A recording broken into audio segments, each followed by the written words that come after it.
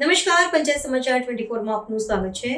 લીમખેડામાં આમ આદમી પાર્ટીની મહત્વની બેઠક સંપન્ન.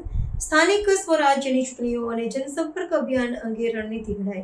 દાહોદ જિલ્લાના લીમખેડા મુકામે આમ આદમી પાર્ટીના કાર્યકરો અને હોદ્દેદારોની એક અત્યંત મહત્વપૂર્ણ બેઠકનું આયોજન કરવામાં આવ્યું હતું. આગામી સમયમાં યોજાનારી સ્થાનિક સ્વરાજ્યની ચૂંટણીઓને અનુલક્ષીને પક્ષના સંગઠનને સુદૃઢ બનાવવા તથા પ્રજાના પ્રશ્નોને યોગ્ય વાચા આપવાના ઉદ્દેશ્ય સાથે આ સંમેલન મળ્યું હતું.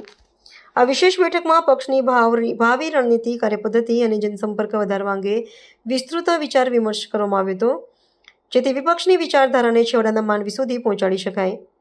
આ બેઠકમાં મુખ્યત્વે પાયાના સ્તરે એટલે કે બૂથ સ્તર સુધી પક્ષના માળખાને વધુ સક્ષમ બનાવવા પર વિશેષ ભાર મૂકવામાં આવ્યો હતો.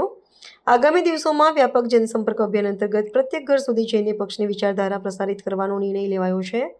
આ ઉપરાંત મોંઘવારી, શિક્ષણ અને આરોગ્ય જેવી પાયાની સુવિધાઓને લગતા લાંબા સમયથી પડતર પ્રશ્નો મુદ્દે આંદોલનાત્મક કાર્યક્રમો યોજવાની વ્યૂહરચના ઘડવામાં આવી હતી.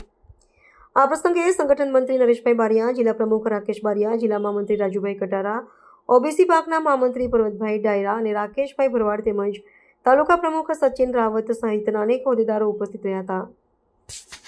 આ પ્રસંગે જિલ્લા પ્રમુખ રાકેશભાઈ બારિયાએ જણાવ્યું હતું કે આમ આદમી પાર્ટી સદૈવ સામાન્ય નાગરિકોના અધિકારો માટે સંઘર્ષ કરતી રહી છે અને આ બેઠક કાર્યક્રમમાં નવો ઉત્સાહ જગાડશે. તેમણે વિશ્વાસ વ્યક્ત કર્યો હતો કે પક્ષ આગામી સમયમાં જનતાની અપેક્ષાઓ પર ખરો ઉતરશે. કાર્યકારી પ્રમુખ પ્રહલાદ પરમાર અને યુવા પ્રમુખ વિકાસ પરમાર સહિત મોટી સંખ્યામાં સ્થાનિક આગેવાનોની હાજરીમાં યોજાયેલી આ બેઠકનું સમાપન સંગઠન મંત્રી નરેશ બારિયા દ્વારા આભાર વિધિ સાથે કરવામાં આવ્યું હતું.